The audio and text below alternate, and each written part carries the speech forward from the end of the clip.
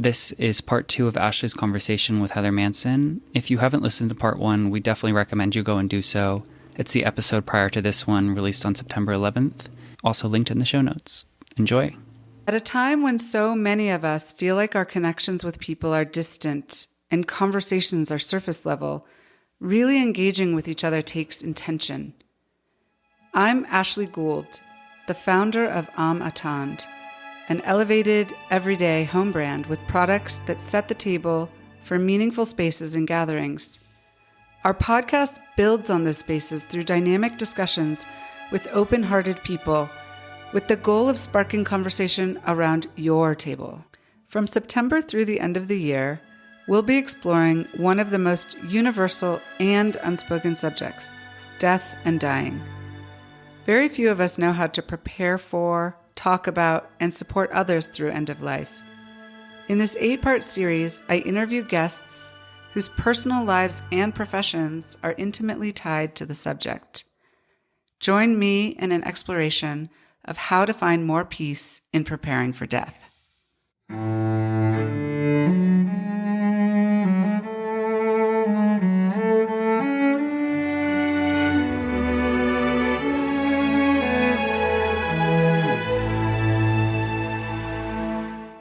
On a prior episode with my sister, I have 3 sisters, but one of them overcame alcoholism to sobriety. She's 10 years sober now and a coach.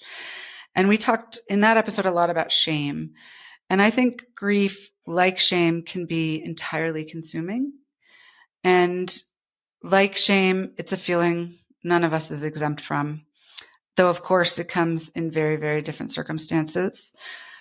Can you share whatever you're comfortable sharing of how you and your family have been navigating the process of grief, how it looks different for the different members of your family, how you support your other 2 children when your grief is so intense that sometimes I'm sure you can't even bear it? Yes, grief is its own entity, and it is really profound. And it's hard to describe the grief of losing a child. I think that there are different phases of grief, but today I realize it's been 2 years and it feels like time stops. Mm-hmm. Time stops when you're in deep grief. And I think it's hard on a marriage. I think it's hard on a family. I think for my husband and I, our grief's different because we lost a child. And for our kids, they lost their sister. And that looks different. Mm-hmm. I think that anger is a big component of grief. And I think our culture doesn't allow for that. I don't think our culture deals with emotions that aren't positive. I so agree. And that's not helpful. And it's dismissive and it makes you feel alone. Mm-hmm. I think people do the best they can, but I think if they've not been through it, it's hard to relate. I have people in my life that have vanished after Parker. I have people that I didn't know well come into my life and give me space to grieve. And I think that's what life or grief allows for us as human beings to sift out what's important in life, who's important in your life, Mm-hmm. and to really honor the impermanence of life. The impermanence. This physical realm we're in is temporary, but I also don't want a spiritual bypass grief that will say like, Parker's in the true eternity and Parker is, happy and free and like with God and all of those things. While I do agree with that, I don't think that is helpful in your grief to hear. I think that veils thin when you're grieving. I think you see things. Parker has sent me so many signs that I know she's still around. Yeah. She's still around and ushering us forward. Mm-hmm. But I think it's also important to grieve well. That is what I try to do. But I think our knee jerk is to be like, oh no, I'm going to get up. I'm going to go. I'm going to do X, Y, and Z today. And I'm just going to gloss over everything that's happening. I'm just stay busy. I'm just not going to think about it. And that is just shoving it down. And it will come out sideways down the road. And I am trying to honor that and not do that. Yeah. And there's some days I don't want to get out of bed. Yeah. I mean, there's some days I get up with the kids, they're off to school, and I go back to bed. And I watch a lot of junky TV. And I cuddle with my dog and my cat. And I spend time with people that allow me to grieve, that allow the uncomfortableness of that say her name. Those are my people. Those are the people I want to be with. And because that's real, because this is my reality. I think it's hard for me to go to big events like parties. Yeah. Where there are no real conversations and, people are having a good old time and all that. I think there are phases in life for that. I'm just not in that phase right now. It just doesn't serve me. So I have to do things that are more healing and surround myself with people that are healing. And I also want to show the kids, Maisie and Gates, that they're allowed to grieve. They're allowed to be sad. They're allowed to choose different people to hang out with. Yeah. Like 2 years ago, Parker died. To me, it feels like yesterday. It's almost as if time stops, but also moves really fast. I think that holding space, and also thinking that if I look back at myself and how I was with others, I feel a little bit ashamed because I don't think I did that for other people and their grief. I'd like to hope I did, but I think unless you don't understand it, you don't know how to do it. Well, let's talk about that a little bit, because I think actually talking about how other people show up for you in grief is a really important topic. And I think a lot of people just don't know what to do. So, and a lot of what I'm trying to do with my brand, Amatand, and this podcast is both to get people to increase their curiosity about things they may not understand or agree with, but also to do what you are talking about, which is to engage in interactions that are not comfortable. Because we usually grow in discomfort. And I feel like grief is maybe the hardest thing, honestly, for people to confront. And my guess, and it's just a guess, is that it's because it gets into their own fears of death and dying.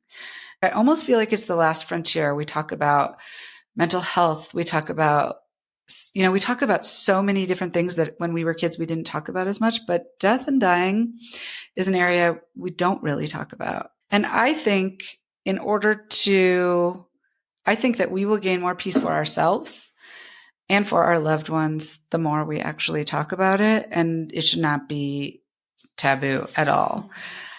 Having said that, I think that a lot of people if they haven't been through loss, and even if they've been through loss, I lost my father, we were very close and it was very hard for me, but it's not this, I understand it's not anything like losing a child, right? So there can't be, and I also don't think we should compare. I think that's a bad idea in almost all things. Like we shouldn't compare ourselves in grief as we shouldn't compare ourselves in any form of life. But I still recognize, of course, it's like very, very different.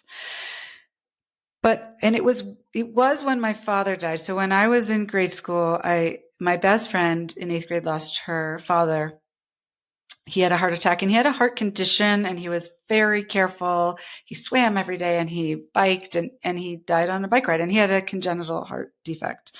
And after he passed, she turned to other friends and not to me in her grief. And that hurt me so much. And it wasn't until my own father died that I finally understood we don't get to choose our path in grief. We have to find our path, but we don't actually choose it. And it was wonderful in the sense that I had this grace for my younger self who didn't understand, and also to understand for other people grieving. In my own grief, I had to do it my way. And for me, that has always been being alone. So, and my husband has been wonderful in that. Right after my father died, and he was sick for 14 years. So it wasn't like we knew it was coming and it was still a shock and all of those things. But I just needed to be by myself. My father had a beautiful voice and played the guitar, and he wrote songs for all of our family's like major events. And he spent several years before he died and recorded them with beautiful instruments. I mean, it's really amazing. And actually the instrumental music we use in the podcast is one of my dad's songs. So I listened, and before every song he described, this was the family event. And so we have his voice as well. I listened to that a lot. I listened to music that we used to like to listen to together. I read old emails and letters, and that is my way of grieving. And it's not really to be with other people. But it gave me a respect that I didn't have before, that everybody has their own path to grief. But I do think that people could use some advice on how is it best to serve you in your grief. And I think, so I don't know if you have thoughts about this, and I think you've actually already given a little bit, but I think, some people just pretend it's not there because they don't know what to do. And maybe if they had a little bit of advice, they could do something different and show up in a different way. Now, I think there are going to be people who maybe aren't capable. And, those are just the people that you no longer need in your life. But I do think that there are many people who could do better if they knew what could be helpful and were willing to take the chance. And it is a chance, and it's putting yourself in a vulnerable position to offer space for that grief. So if you could just talk a little bit about what, and maybe this is different on different days for you. Like maybe the days when you have to go back to bed, there's nothing anybody could do. Or maybe there is. I don't know. First off, I'm sorry about your father. Thank you. I'm very close with my father, who's a musician as well, and so I'm sorry. All good questions, by the way. Wow. I am similar to you. I like to be alone in my grief. I'm not embarrassed to cry in front of people, but I like to be alone. A lot of times it's like outside or with my dog or go for a quiet walk or something like that. I do think we all need different things. We all have our own paths. I like the way you said that, because mine definitely looks different than my husband's. And I think that's what was difficult in the beginning, is the judgment of how each other are handling it. Yeah.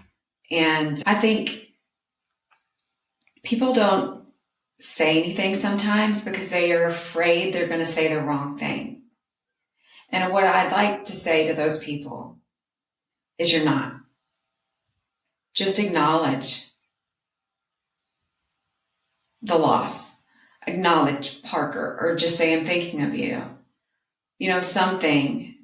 Because I think when people don't, you feel isolated. You feel alone. You feel like, and maybe it's from losing a child that some parents don't want any part of it because they're like, well, clearly they did something wrong, and that she got cancer. So I remember I had a friend of mine who told me when Parker was diagnosed, like, I can't believe she has cancer. You all are like the healthiest family I know. And I said, we didn't cause this. Right. And I think people want solutions. And I think grief doesn't have a solution. It just doesn't. And I think that's why we need connection. We need people to sit with us when we want people to sit with us. and just to be there. And sometimes people are there by being like, here's some soup I made. I had some extra, thinking of you. Here you go. It doesn't even like they have to say like, I understand you're grieving. I'm sorry about Parker or any of that. It's just to show up. Yeah. Just to show up. I think I was angry for a little while after Parker died, and the response, or the lack of response from some people. And I read a book. It's called It's Okay to Not Be Okay. It's a great book on grief, by the way. And it's a different approach. because she used to be a therapist. She wrote this book. She used to be a therapist. She used to talk to her clients on loss and their grieving. And she ended up losing her partner that she loved dearly and realized like, oh, this is what my clients are going through. Yeah. And how she felt she did not show up for them. And I think that's happened for us. And it happens. Unfortunately, I think it has happened with us with some family members, which it's extremely hurtful because you're thinking they must love Parker that much. How can they do X, Y, and Z? Like they're going on like no big deal and like almost in a state of denial. And that's difficult. And I'm not going to make excuses for it because like I think that's what our culture would do. Well, they do the best they can with what they know. But I also think you got to hold some people accountable. Like just be kind and empathetic. If you're those two things, you're going to show up the way you and who you are show up for the other person in their grief. So maybe who you are is you bake cookies and take them over. Who you are is maybe, let's go for a walk. You want to go for a walk? That's how you show up. Or you're on the couch holding my hand. Yeah. And crying with me. But the glossing over, the denial, the dismissiveness, I think is exactly what you said. People don't know how to deal with feeling uncomfortable. Yeah. And we need to get comfortable feeling uncomfortable. Because that is where we grow. That is truly where we grow. And I think going through this has made me a better friend. It has made me a better mother. I hope a better spouse. He may disagree. But I just think you've got to realize we're all here together. We're all here together.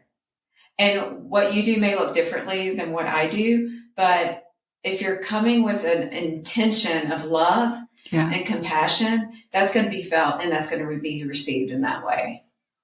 And that gets uncomfortable, but that's being a human being. Yeah. That's showing humility.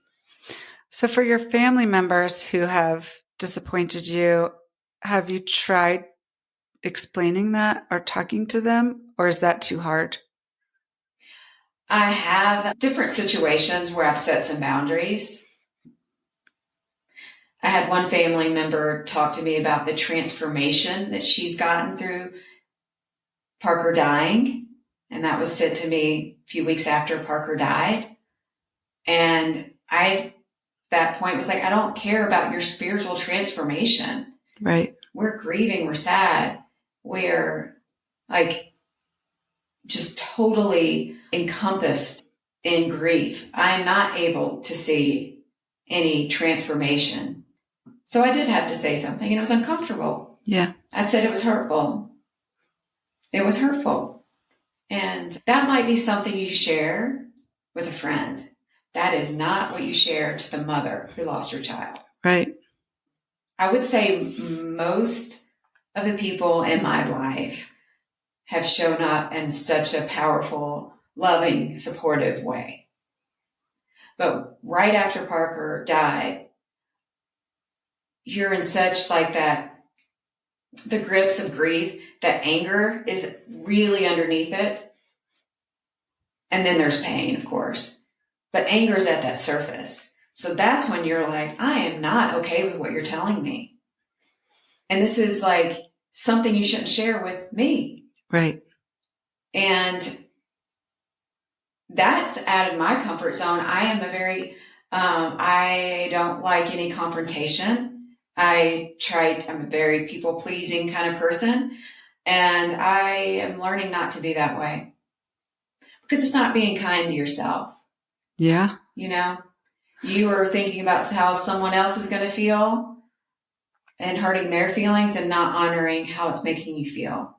And when you lose someone you love, I think you have the ability, like it's okay that you're thinking about yourself right now to say, that's not okay to tell me. Yeah.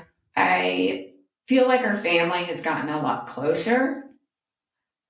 I go to Tennessee a lot more to see my family, my parents, my brothers and sister, my nieces and nephews. Like, family is so important to me, and makes you realize the frailty of life. So then you really soak in every much of it you can with the people that you love.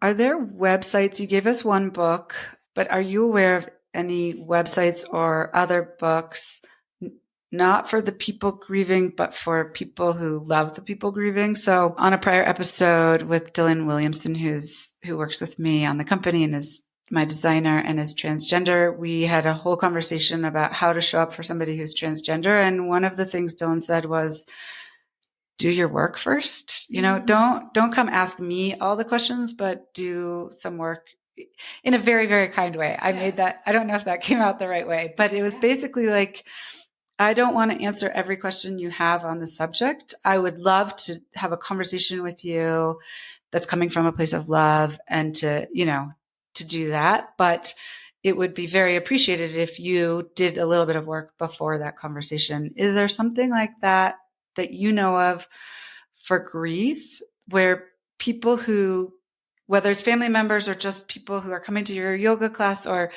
whatever in your life, that they could actually go do a little bit of work to know a better way to show up? Have you heard of Kate Bowler? No. Oh, she's wonderful. Okay. Any book by her. Okay. She's written a book that's called It's Okay. No, I said that one earlier. She didn't write that book. Everything happens, and then she has for a reason crossed out. And I think that's so relevant to grief, because those phrases, I'm sure, as you know, are not helpful. Everything happens for a reason. Well, no, this world would be better if Parker were here and your father was still here.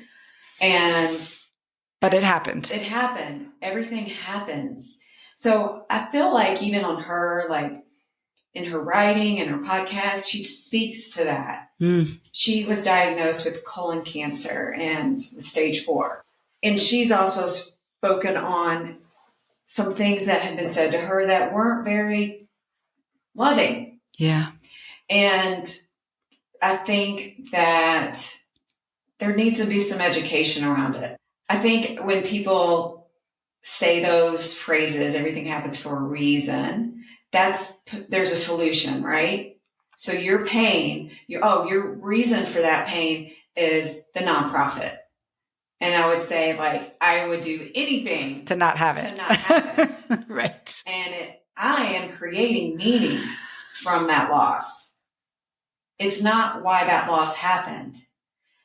And I think people just need to, it's just our culture, right? It's like the solution based, the positive thinking, you do X, Y, and Z, right? None of that will happen. Just like my friend who said, you're the healthiest family I know.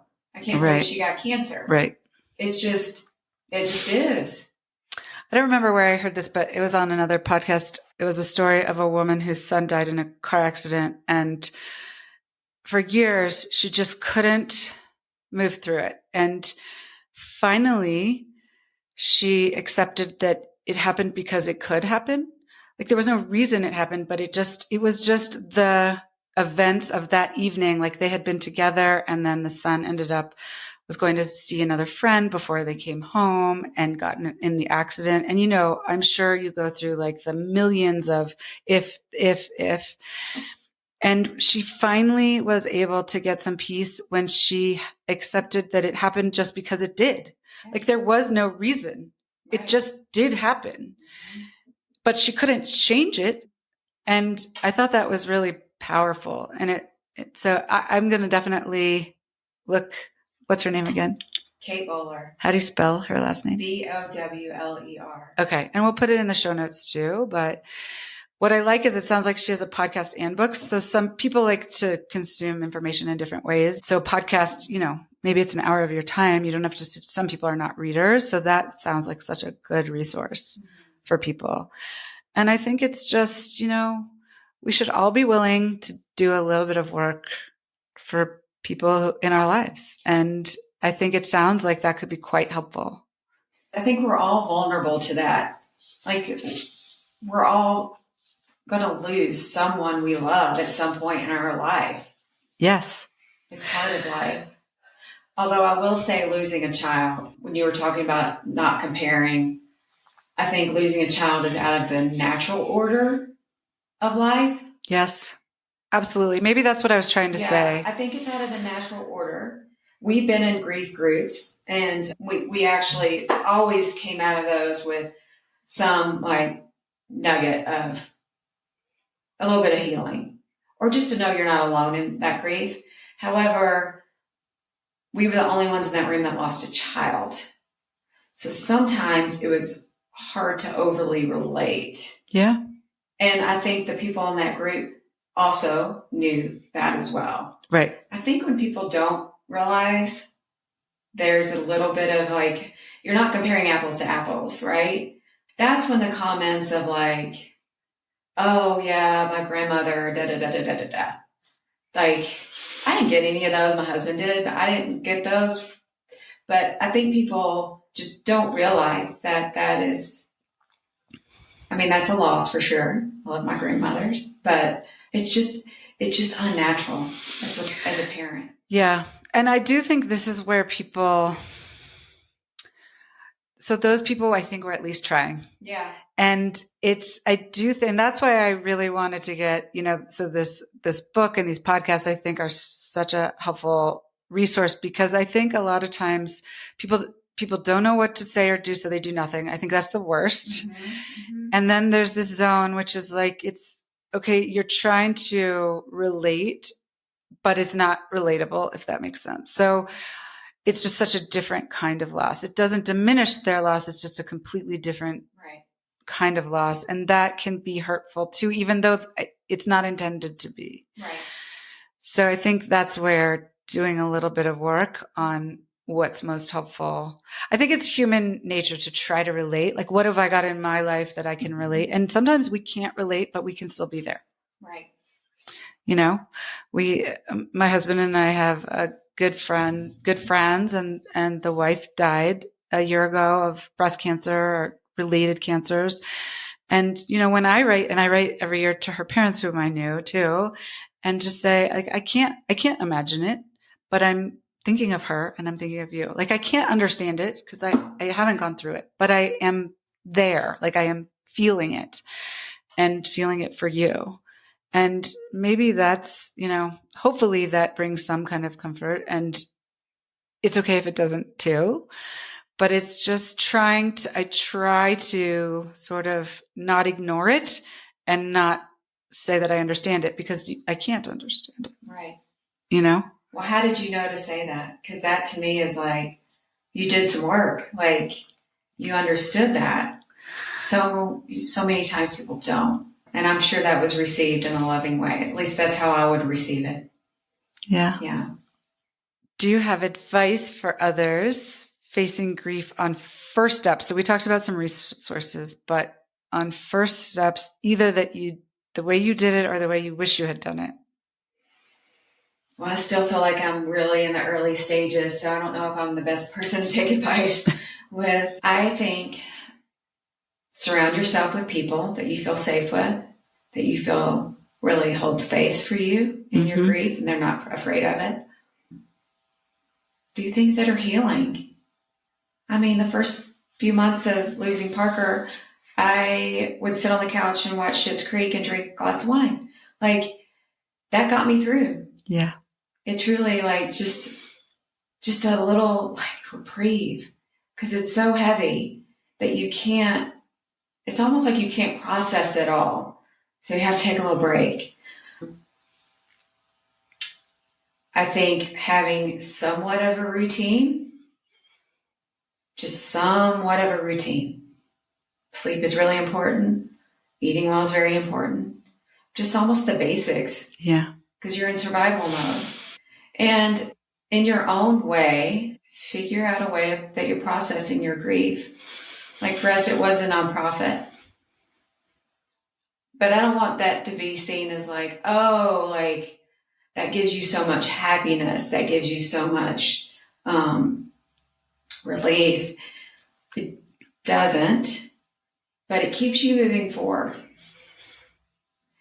And for us, we're moving forward in that grief because we're talking about cancer still. Mm-hmm. We're talking about families who are dealing with diagnosis. So we're still in it.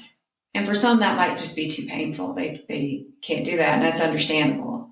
Yeah, but I think anything that's healing, drink a lot of water, get a lot of sleep, eat really well. Don't try to do everything all at once. Again, I think our culture, our society is very like, and now what? Now what are you going to do with that? Now are you going to do something big? And I would say, no. You really have to stick to your own process and how you get some relief, you get some healing through your way, your path. Yeah. And that hanging over your head of needing to be doing X, Y, and Z just adds another layer of pain because you're adding a layer of a shame, oh, I'm not doing this right. And I don't think there's a wrong or right way. Can you talk a little bit about how Parker's physical absence, because she'll never be absent, has impacted your family unit and how you're helping your kids process the loss of Parker? Another good question. I think we had to learn how to be a family of 4. We were a family of 5. And that felt the way it was supposed to be. So living life as a family of 4 felt wrong. Mm-hmm. And I will never forget, it was a month after Parker died. And we went out to dinner, went out for sushi. And my husband made reservations for 5. And then when we sat down, it was like we were all looking at each other and oh. And it kind of made us giggle because we were because you don't feel like this is reality. Right. You're almost in shock. So you're this is not real. This is a bad dream. I don't want to wake up because this is not real. But then as time passes, we've learned to be a family of 4. It's never going to feel overly normal. But I think even though I'm raising teenagers, they think we're silly. But if we see a hummingbird when we're sitting out to eat dinner, we'll say, oh, hi, Parker, or butterfly, or, just little whispers of her spirit surrounding us. Mm-hmm. And our kids may roll their eyes and not think twice about it. But I'm hoping as they get older, they can look back and feel oh, yeah, that was Parker. Parker was there with us. Well, and take that into their adult lives too. Totally. When they see a butterfly, when they're not living with you. Right. We went to spring break last year to Hawaii, and Parker wanted to go to Hawaii her last spring. And we ended up having to cancel because of her chemo and everything. So we went as a family the next year. And we were sitting at our table outside, and our little light on the middle of the table started to blink. And then, of course, we were oh, look, guys, there's Parker. And then my son was y'all are crazy. And we're seriously, though, look around at these other tables. Are those lights doing that? She's saying hi. She's always with us. And I think just reminding them of that. I think sometimes you feel oh, you don't want to remind them because it's painful and they're going to be sad and they're going to but I think it's so important to keep doing that. I found a video of Parker. I finally went through her iPad, and it's taken me, almost 2 years to do that because I was this is the last footage I have of her. And so it was I wanted that to like linger for a while before I could like finally look at the digital footage of her. But there were some videos of her dance from when she danced with Summit Dance. And so I had my son and I watched it. And he was really quiet. Because I will say, I think he's very quiet in his grief. My daughter is not. She's more verbal. She's a writer. She's expressive. And he is more internal. I think it was just very healing. It was something simple, like watching videos of her, but I know he never is going to forget. Yeah. You know? Yeah. It's always there. She's always like at the surface. Mm-hmm. And just finding joyful ways for that to kind of process through is what I like to keep doing with the kids. Keep talking about her. Keep saying, like, what do you think Parker would say about this? What do you think Parker would think is funny? What do you think, like, you know, but also applaud them as their big brother and big sister. Because she had the best, truly. I mean, I was a big sister, and my younger sister is my best friend, but I sure wasn't like how they were with Parker. Like, you know, we got on each other's nerves and fought and like would fight over clothes and this and that.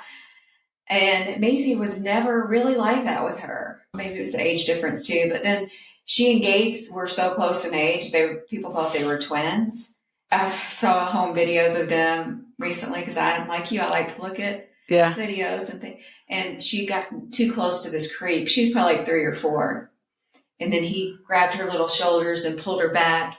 And then she like jerked his arm off her, like, get off. Like, I don't need you. What I'm doing. And then she walked closer again. And then he was like gently pulling her back.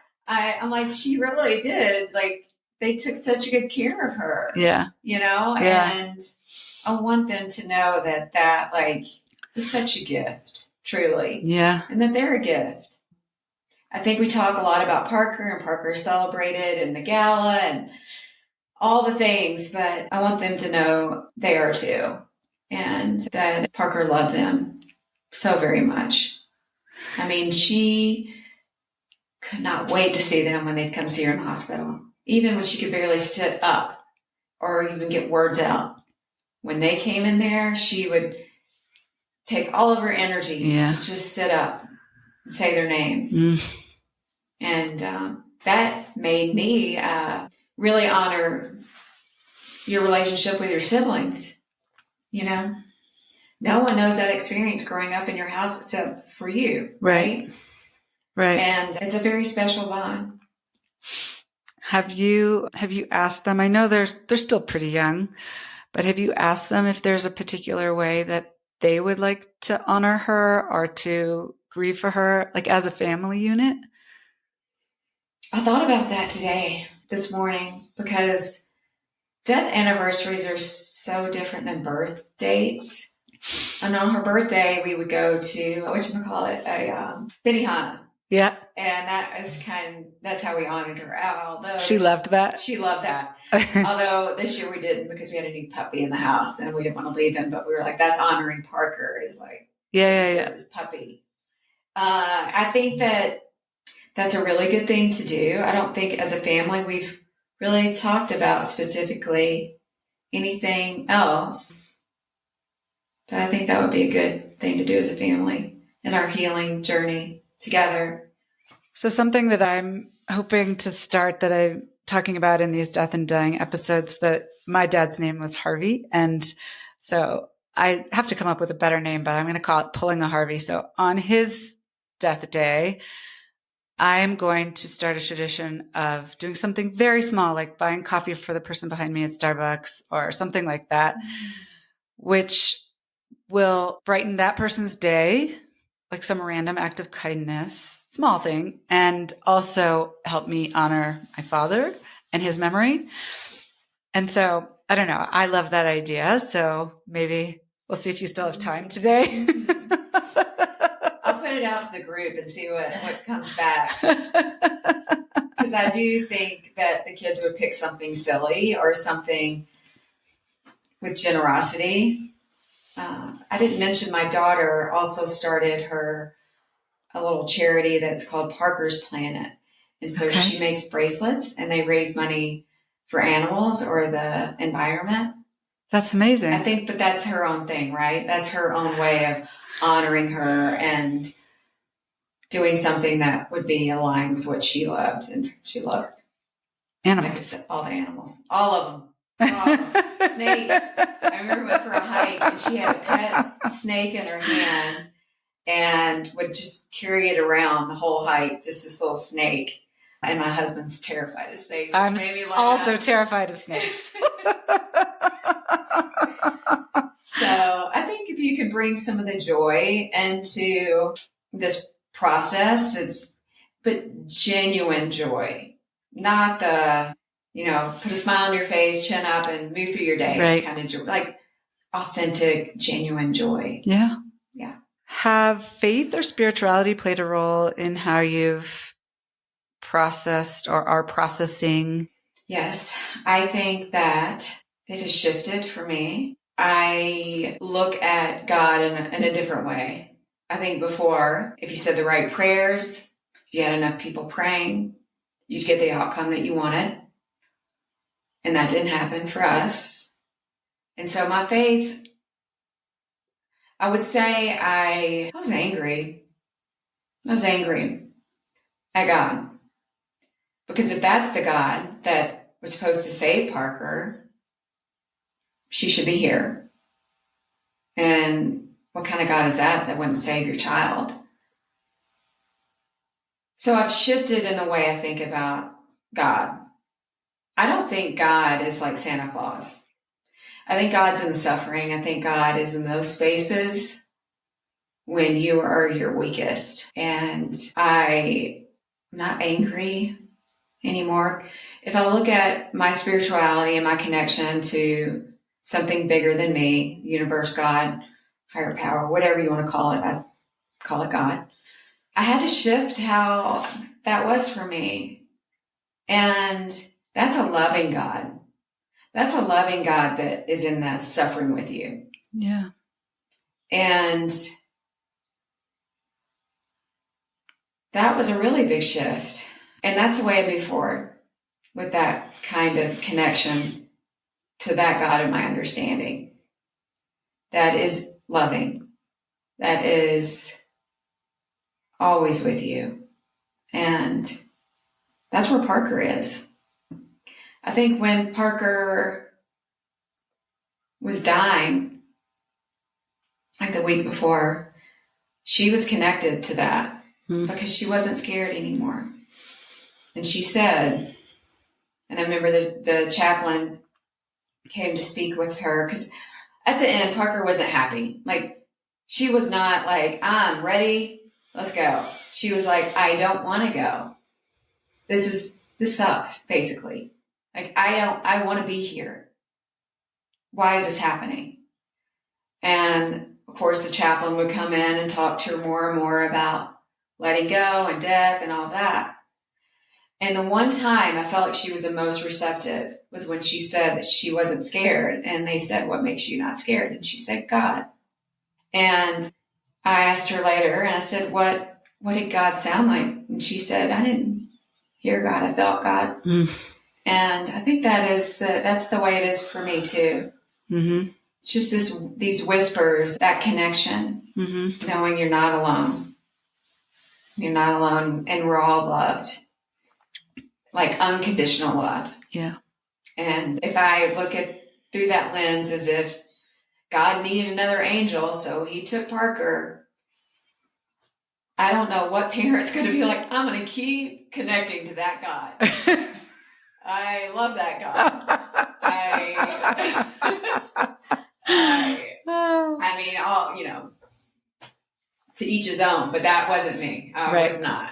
I was angry. Yeah. And I think God understands the anger.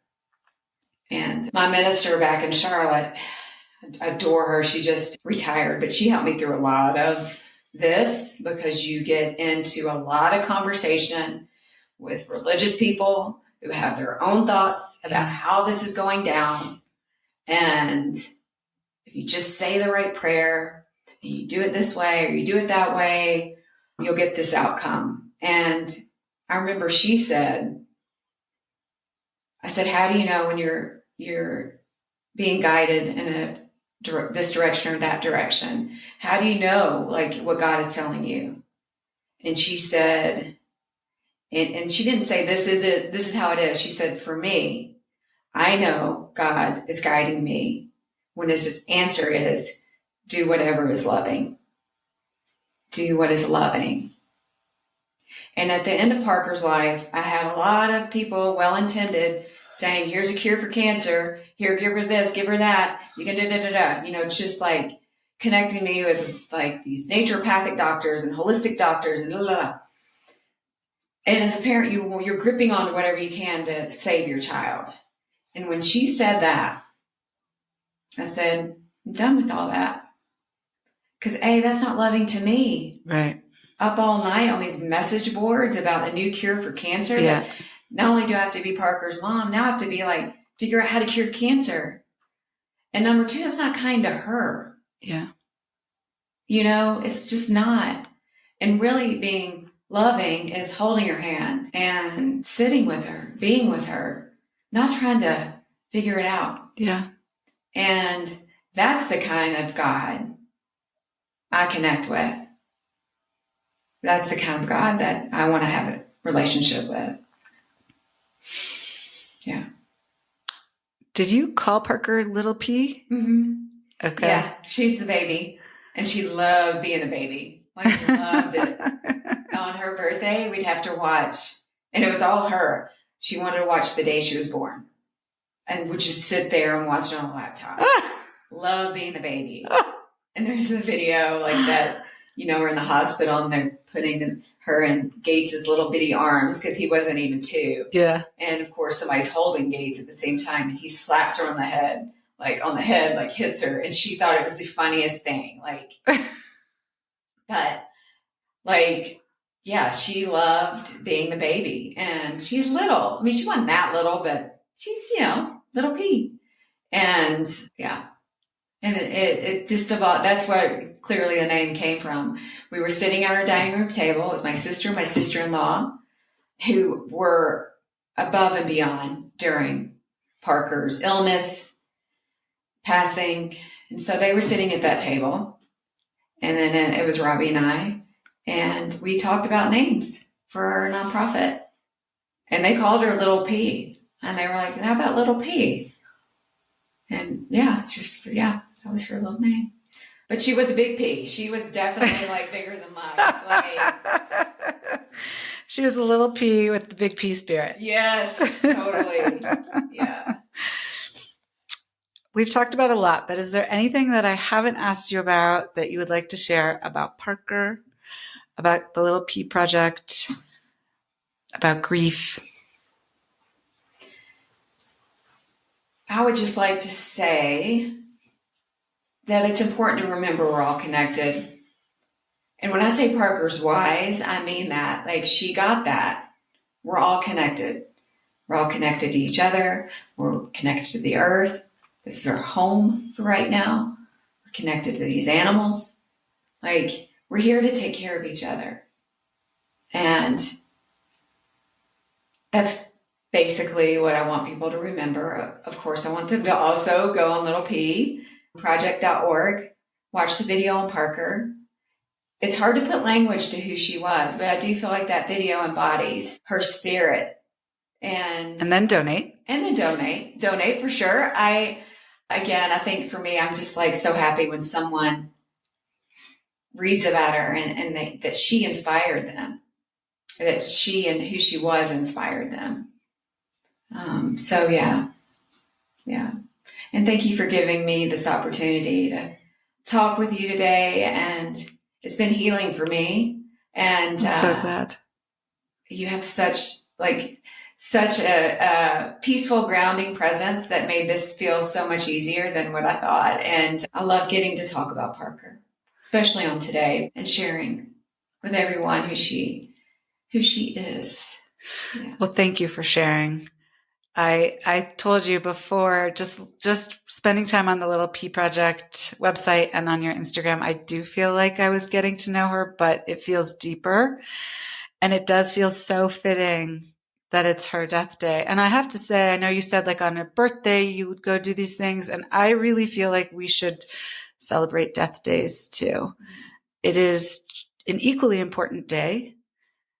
And we have to try to find the joy. It's not always possible, but even just remembering brings some kind of joy, you know? So I will I will mark this as Parker's death day on my calendar and remember her every year on this day. And I normally talk a little bit about my company. I'm not going to do that, but I do have 5 questions that I like to ask every guest, and I would love if you will answer them too. Sure. So the first one is, as we explore in my brand, Amatand. And I just want to say, actually, for my brand, the whole Amatand translates in French to take care of your soul. And so the whole goal, and I have 2 children, like, you can't love anyone else until you love yourself. So you need to take care of yourself first. And the ethos of the brand is we need more human connection. And I think we can do that through objects or around objects, but it's more important to just do it, to just spend the time and to have real conversations. And also another ethos of the brand, and we did this exercise called like a brand essence with a wonderful man named Tom Boudet, who is on another episode of my podcast, who's a marketing expert. And you try on one page to get to the essence of your brand. And for us, that turned out to be to connect people to all that matters. And the reason that we chose those words specifically is that this is not just about joy. Life is not just about joy. Life is about every emotion: pain, suffering, joy, confusion, anxiety. And we do better when we do it together. We do better when we do it together. But all of these companies just, it's all happy people. It's all joy. Like, that is not life. That is not life. So anyway, I really believe objects can hold a lot of meaning for us. They can tie us to the past, enable to enjoy the present, or even take us into the future. Can you share an object from your life, whether you still have it or not, and that has had some meaning for you, and tell us why? Okay. Parker would like this one. I got upset with her once about it. I have my grandmother's dining room table, and I am the only one for my family. I moved from Tennessee. My siblings, nieces, they're all in Tennessee, but I moved. And when she was in her long-term care facility and they had to get rid of some of her furniture, I wanted that dining room table because I said, for me, that holds so many amazing childhood memories. And they embodied everything you just said. It's not like we sat at that table and it was just joyful. I mean, for me, I think joy is sacred. Yeah. So you can't make joy, And I think that table embodied all of the things. And it's still in our house today. But I remember when Parker was a little girl and she had a pen in her hand and just went to town and just started oh no, writing all over the top of it. And I probably didn't react the way I should, but I started crying. And the kids were all like, whoa, Mom's crying. And I remember saying, this is just the most meaningful thing I have in this house. And it was like a part of my grandmother. I adore my grandmother. She died when Parker was a little bitty. But I had a really close relationship with her. And to me, that is what that symbolizes. Yeah. She created family at that dinner table. And she made amazing meals. But she created that connection. Just at that table. Yeah. And making sure that was what it was important, is a sitting. And even I make the kids sit at that table at night. Not every night. We're teenagers and they've got a lot of stuff going on. But I remember third night in a row, my son was like, why do we always have to sit down to eat dinner at the table? And it is exactly that. I remember those memories that were created. Yeah. That's a wonderful one. Mm-hmm. Can you share a favorite tradition with us? It could be something from when you were a child, something you do as a family today, something you did when Parker was alive, anything. Yeah.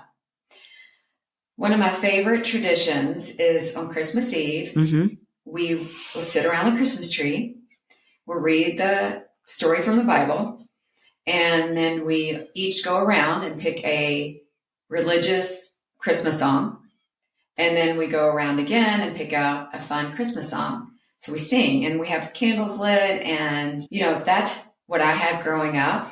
And I remember it. And I'm sure my mind, I've tuned down like the arguing, or I don't want to sing that song,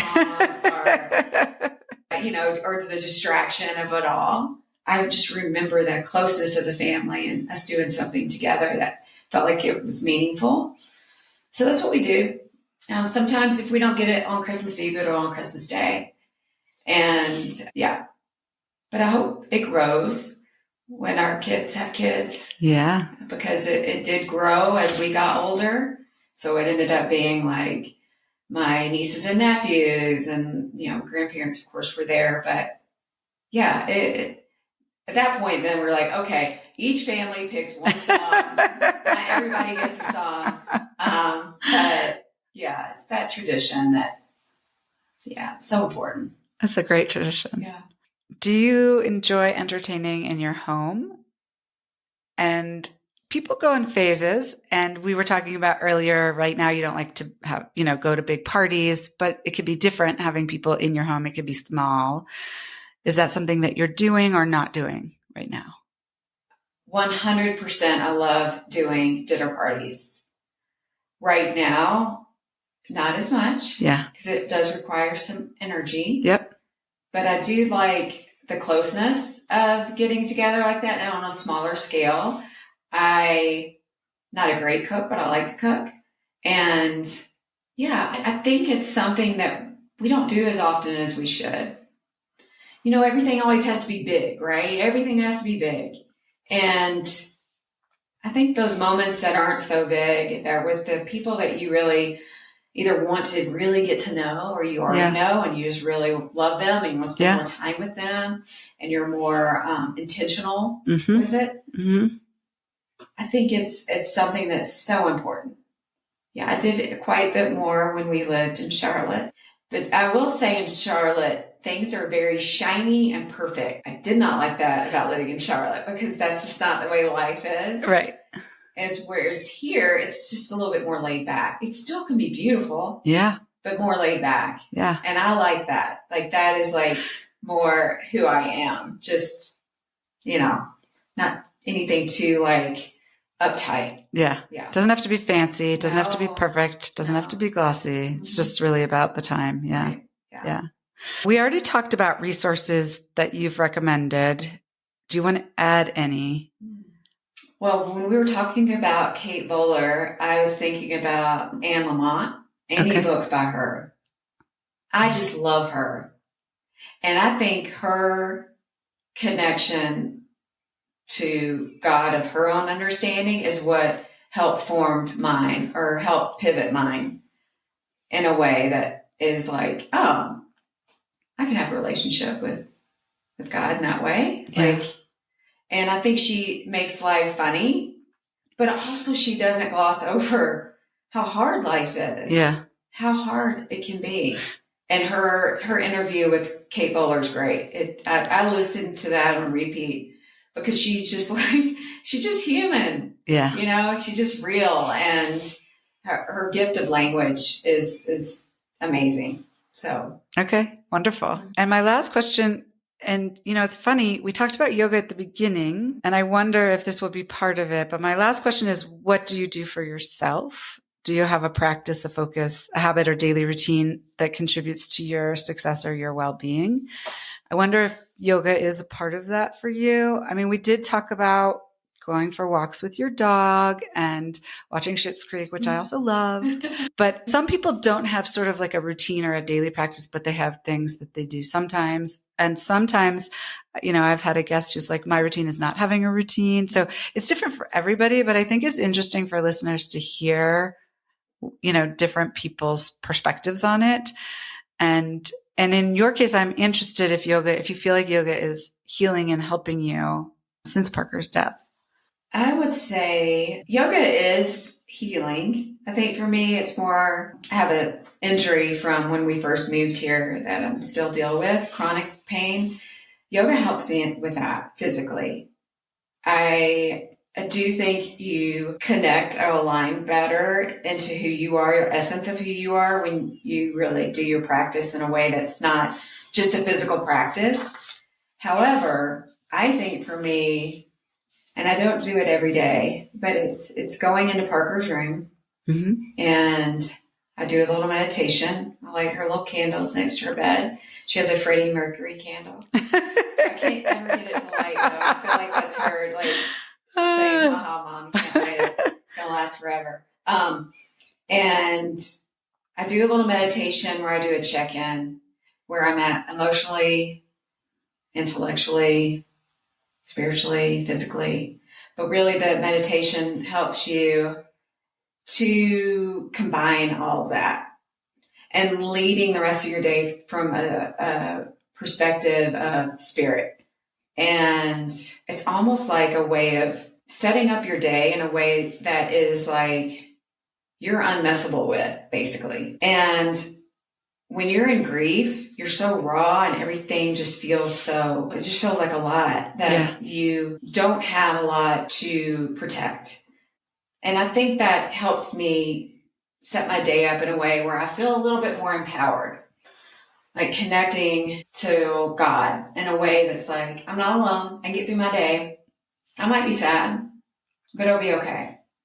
And I trust that whatever comes through my day is supposed to be there, and realizing the powerlessness of this life is real, and that really the power we have is in doing that in the morning, like setting myself, my mind, my spirit up in a way that I can navigate my day in a more mindful, intentional, passionate way to others and to myself. Yeah. And as I say that out loud, I'm like, Heather, why'd you stop doing that last week? You know, you fall out of these like rituals. And I think those little rituals, and it's not a lot of time. Truly, it's not. I read a little thing for my grief daily meditation book, and then I do a little meditation and light my candles, and that's it. And yeah, so it's glad you asked that question, because I'm like, I need to get back, start that habit again. And it does work. Works when you do it. Well, it sounds like a really lovely one. Yeah. Thank you so much for joining me today, Heather. I wanted to just at the end, I have another guest who's going to be coming on my podcast. I haven't yet scheduled it, who lost both of their parents by suicide. And there's this song that I want to play for you after we're done recording that they listened to called Rooted by Aisha Badru. And there were just a few lines of it that I wanted to read, because I really feel like, and I'm going to start crying, but I just really feel like this is sort of for you. So, your journey is your offering. You're here for a reason. Send your roots down through the dirt, anchoring you through the hurt. With every breath, lengthen your spine, reaching steady towards the light. Feel the sunshine on your skin. Turn up the wiser voice within. Your story is your offering. You are here for a reason. Mm-hmm. That's beautiful. Thank you. Thank you for having me. Thank you, Heather.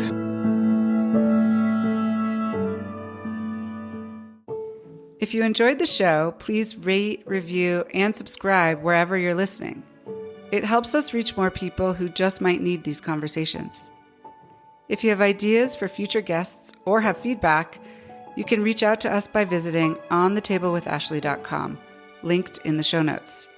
On the Table with Ashley is presented by our elevated everyday home brand, Amatond, which you can find at amatond.com.